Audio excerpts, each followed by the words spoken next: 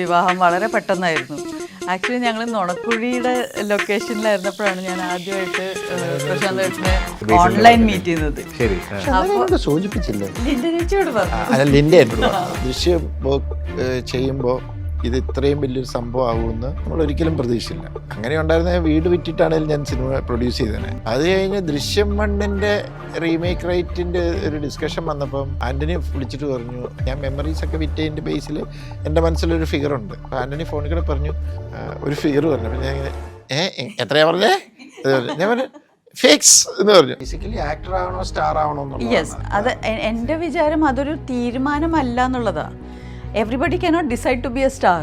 ഞാൻ സ്റ്റാർ ആവണമെന്ന് വിചാരിച്ചാൽ എനിക്കത് എങ്ങനെയാണെന്ന് അറിയില്ല. ഞാൻ പറയുന്നത് എന്താ പറയുക സർ, ഒരു star happens, right? You cannot become a star by your decisions. പക്ഷേ ചെയ്യുന്നുണ്ടല്ലേ? അതെനിക്കറിയില്ലായിരുന്നു.